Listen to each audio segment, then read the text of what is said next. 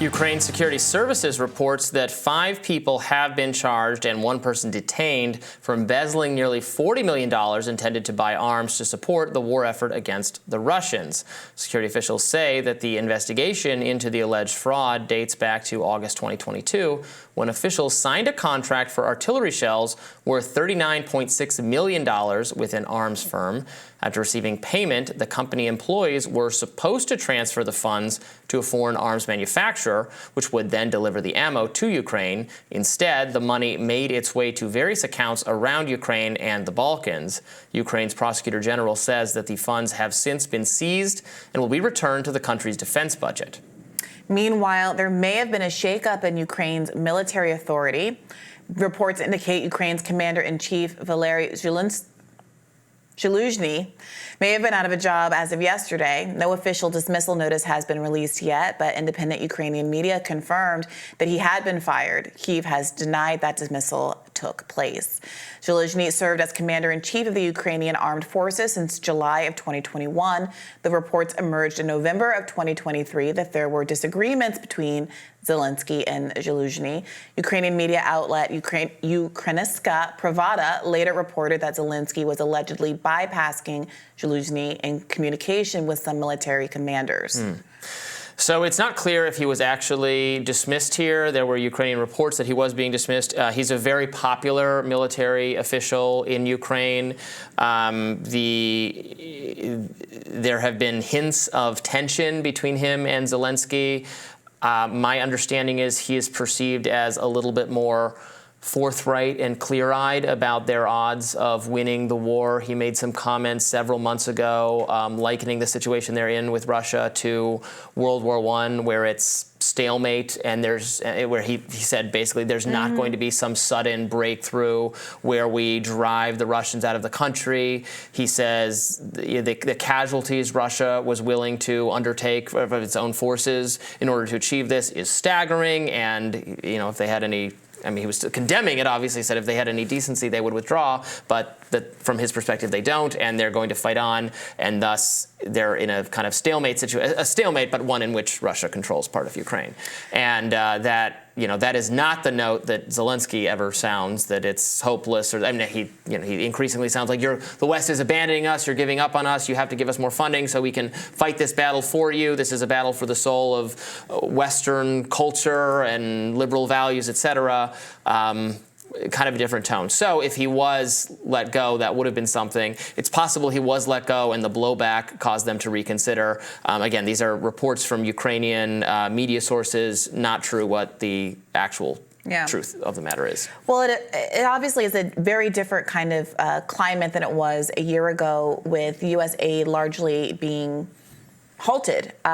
It's been connected to this package that would include funds for the border, which Mike Johnson has obstructed. Republicans have said they won't pass. There's some debate as to whether or not the deal is actually insufficient, or whether or not there are political implications, political benefits to being able to argue that Joe Biden is not doing anything about the border and therefore obstructing it until after the election is potentially what the Republicans are planning to do. There's been reporting that indicates that that's exactly what is the plan, but that obviously implicates Ukraine funding. Democrats have largely been willing to give Republicans everything they want on the border because they're so desperate to pass Ukraine aid, and Republicans still aren't taking them up on it.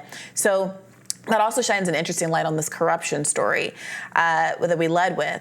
Now, The Guardian reported that even though Ukraine is known as one of the most corrupt countries in the world, that because of the nature of the war and the sacrifice that so many Ukrainians have given of life and limb in the context of fighting this war, there is less tolerance socially for corruption than there was previously. People are more in a kind of a unified spirit in the country, which makes this, I think, that much more galling. 5 people arrested in relation to this, millions of dollars that was supposed to be spent on artillery, which was apparently some of which was diverted to a personal account, some of whom chose to flee the country. They all stand to get up to 12 years in prison if they are convicted of this crime.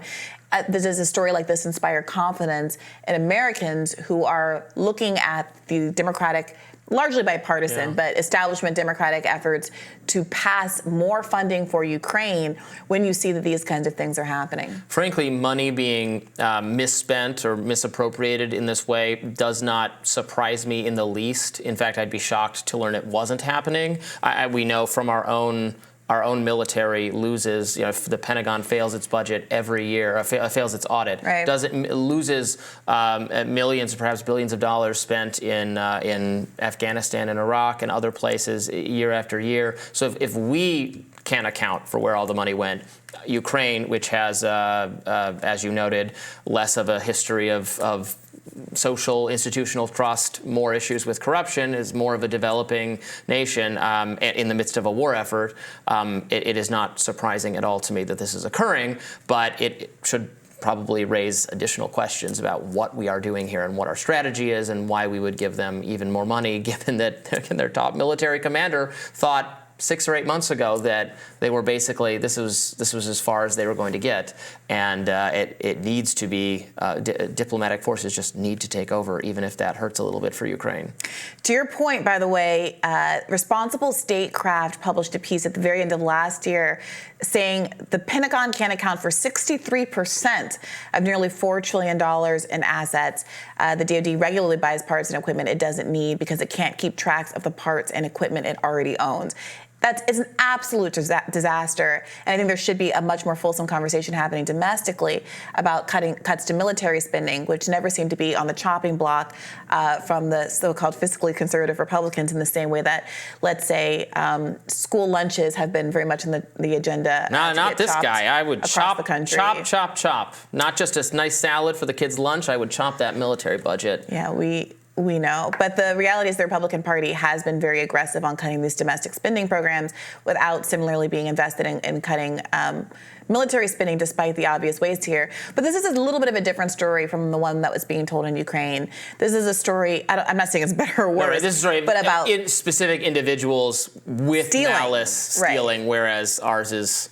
I mean, again, I'm not writing it off as accounting errors. I don't know which is worse, to be honest. I mean, it's the kind of errors that people, the IRS can come after you for making with your own finances all the time. But when the government does it, well, oops. Sure, but I also think a lot of this has got to be, can the Pentagon really not account for it, or is it doing things that it doesn't want to be accountable for? Right. So the story of the 3 troops that have been killed in Jordan is also a story about what is this base.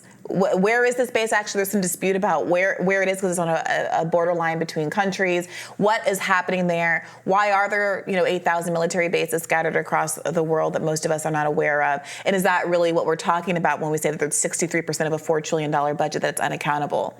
Yeah, indeed. We will continue to look at that. More Rising in just a minute.